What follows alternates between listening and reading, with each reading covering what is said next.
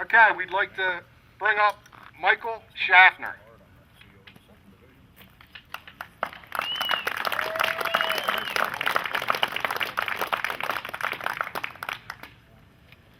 Some of you might know me as JB. It's a handle that I've earned. Back in 2008, when the truckers went into Harrisburg and Washington, D.C., that was me helping to poke at Washington. We had 450 trucks go in there from, I would say, at least 7 different states. But the thing that you didn't get to see was New York City. We had 12 to 15,000 trucks that were going to roll through Times Square. But when we started to meet early on the morning of May 1st, they shut us down. Yeah, they didn't want that to happen. That's just too much power in the hands of the people. Sorry. They don't like that. Stop trucking into New York. Well, you know, we're trying to convince drivers to stop in California. They're getting out of hand. Back last year in October, with the Patriots Ride for the Constitution, myself, Mr. Gronka, we were a part of that as well. Which we went in with the priority to go in and join with the veterans when the memorials were shut down and stand up for our rights. A lot of people within the industry were trying to get us back into our little box, our trucking box, but we wouldn't have nothing of it because it wasn't an event about trucking. We included some of those aspects. And a lot of the people who are involved with the DC committee meetings tried to come in and take over, but we absolutely refused because this was a constitutional issue, and that's why we were there. My brother and I, back through 2009, 2011, we ran Texas Broadcasting Network. That was a lot of fun. I was still out on the road while he basically ran everything, helping to break down what had just come out. One of the things was called Obamacare, which I don't know if, I'm sure many of you might remember something called Hillary Care. Yep. They've been trying to pass this through for many years. As you can tell, it's been an obvious agenda for quite some time. Yeah. Well, all this fight that comes from within us, my brother and I have been at it for over 20 years. A lot of people ask us, why do you do this? Why do you do this? Well, it's in our blood. I'm a descendant of Alexander Hamilton.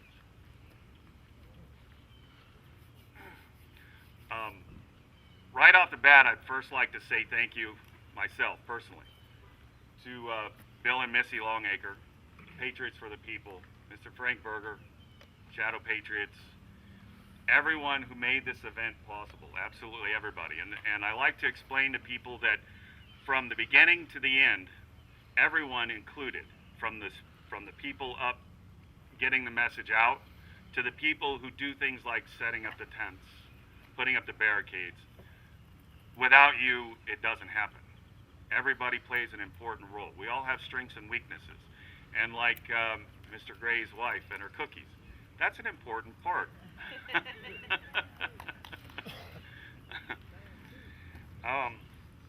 I want to send out a personal thank you to all the veterans and the current military personnel, and all the patriots. Thank you. All the patriots that hold yourself true to your personal oath to the original Constitution. Thank you.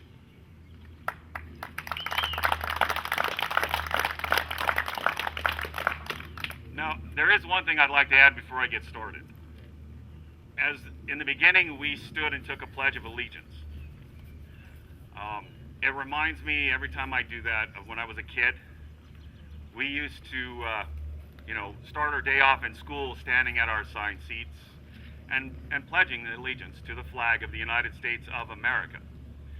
Now that I'm older and I've learned that some of the things that I've learned, one of those things is that I've learned that the United States of America is an incorporation. So I refuse to take a pledge of allegiance to the United States of America. But I do pledge my allegiance to what our founding fathers created, and that was the United States for America.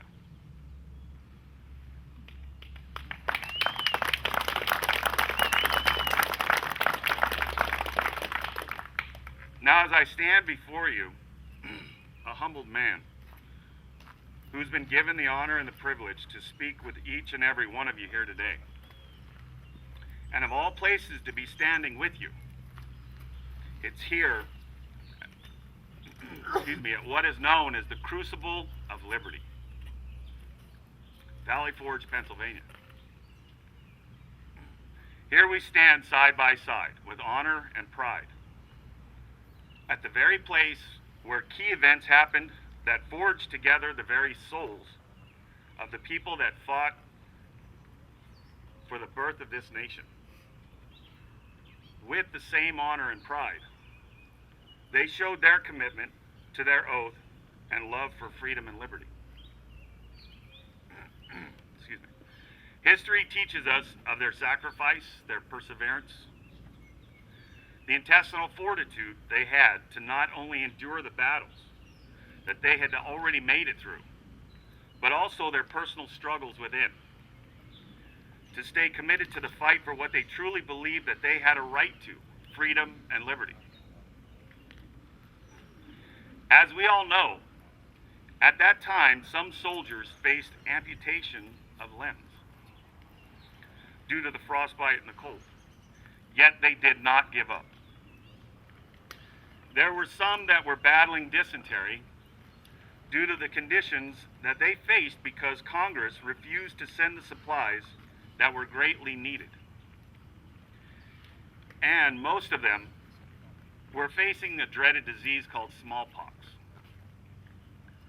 Now, back then, General Washington had an idea on how to battle this, but it meant soldiers would have to take a chance of contracting the disease. A very small amount of the virus was introduced into the soldiers' open wounds in hopes that their body's immune system was strong enough and worked fast enough to react by building up the necessary white cell reactions needed to protect them from the possible fate that this then deadly virus could bring upon them. These soldiers not only faced the battles in front of them,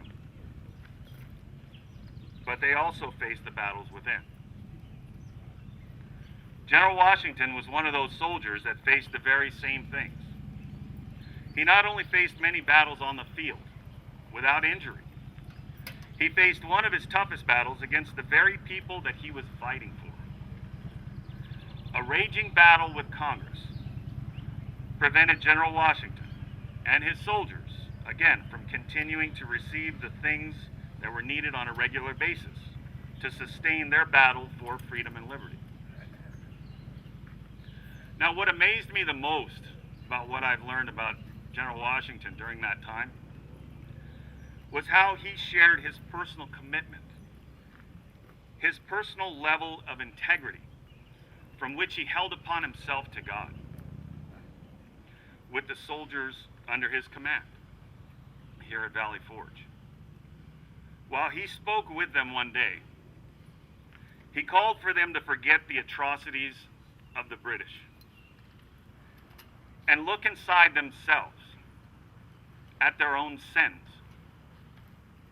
and right themselves with God so that they may be worthy of this blessing that they were about to receive, their freedom, their liberty, the birth of the United States for America. General Washington and most of his soldiers not only survived the perils of that infamous winter, but they were forged together in their souls with the strength of God to be far greater than the ruthless armies that the British could handle. I truly believe that this is proof that sometimes God does not want us to turn the other cheek. Resistance to tyranny, which is evil, is obedience to God. Thomas Jefferson said that. Now, during this time, the birth of our nation, the soldiers that stayed here were fighting for the creation and acceptance of the Constitution. And today, we have come here to draw upon that forged strength so that it will ingrain itself into our souls as we face a modern day version of that tyrannical government, which continues on a daily basis to try and destroy the very things those soldiers paid for with their lives and their fortunes. Our freedoms, our liberties, our Constitution. At the birth of this nation, our forefathers were very particular about the words that were used as the Constitution was being drafted. There were many, many debates that were full of ideas and opinions about exactly how each article, section, clause, and right were to be written. They even were very particular about the title it was given. When all was said and done, our forefathers knew that when they had accomplished was something that had never in the history of mankind been done before. Such honor and pride was put into it that they even made the statement, only a moral and just society will be able to keep this Constitution alive. Years later, as feared would happen, after the creation of the United States of America, Incorporated, the Constitution was rewritten and adopted illegally and without knowledge of the people, which gave corporations such as the United States of America the same rights as citizens. The change of this Constitution is called the Act of 1871, which actually altered our form of government from what our forefathers paid for with their lives. This change was so subtle as to go undetected for many, many years. The original Constitution was titled the Constitution for the United States for America. In our Constitution, limits, terms, requirements, and rights are only some of the things written into it. Nowhere within this Constitution will you find it stated that the United States for America is a democracy. I believe that this is very important for everyone to understand exactly what it means. In a democracy, any rule, law, or right can be voted by the majority to be changed and taken away, just like that. Yet in a republic, any rule, law, or right of the individual is not only preserved, but it is protected as they are written. For many years, we've listened to our politicians, political analysts, news reporters, and ambassadors lay claim, project, and present to the world that the United States is a democracy. Yet within our very Constitution is something that is known as the Guarantee Clause. As stated in Article 4, Section 4, the United States shall, and I quote, guarantee to every state in this union a republican form of government, and shall protect each of them from invasion, and on application of the legislature or of the executive when the legislature cannot be convened, against domestic violence. And our government voted and passed the NDAA, the National Defense Authorization Act, claiming to now have the right to violate our First Amendment right, which we have the right to redress agreements and be where we want to be, like here today. It violates our Fourth Amendment, to be secure in our persons and our effects. Our Sixth Amendment, which is the right to a speedy and public trial by an impartial jury. It even violates our Eighth Amendment of excessive bail nor cruel and unusual punishment. Because as it states in the NDAA, they can disappear you at any time for any given length of. In the first book of law of the United States, it is explained that there are 4 documents that give us the very foundation for law in this nation. Those 4 documents are the Unanimous Declaration, which is also known as the Declaration of Independence, the Federalist Papers, the Holy Bible, and the Constitution. Now let me point out that within the Constitution, there is a supremacy clause,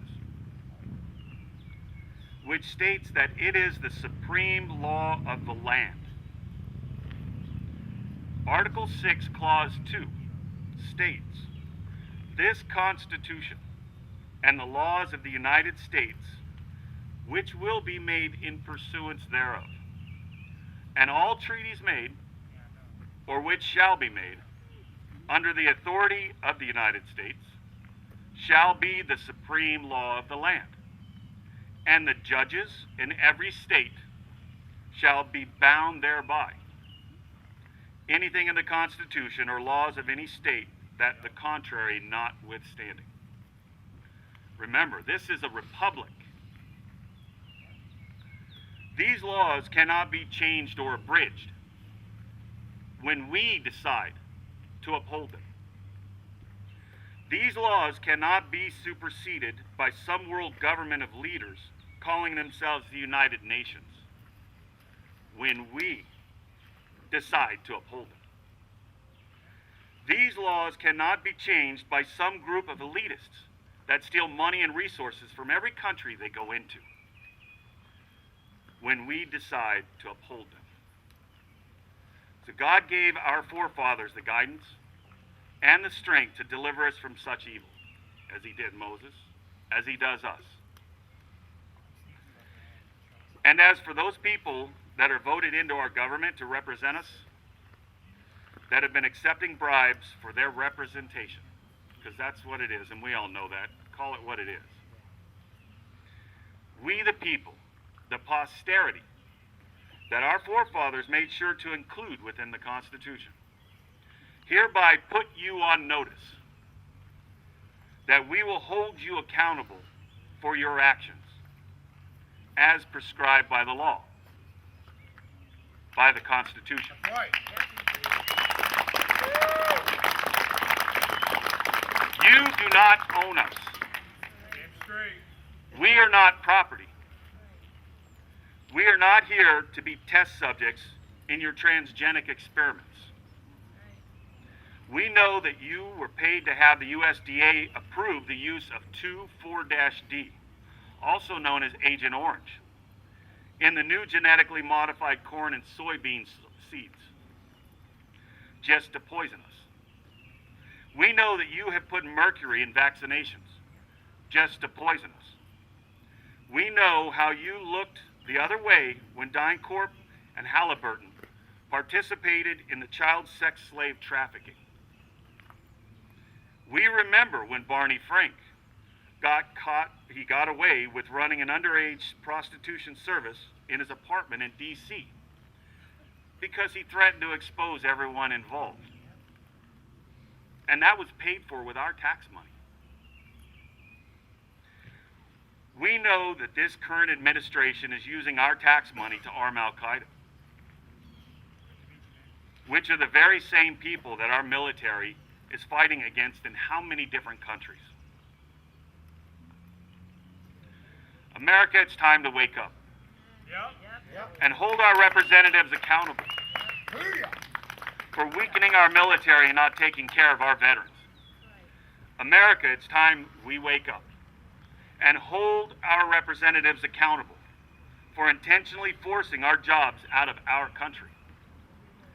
America, it's time we wake up and hold our representatives accountable for them stealing our money and poisoning our people.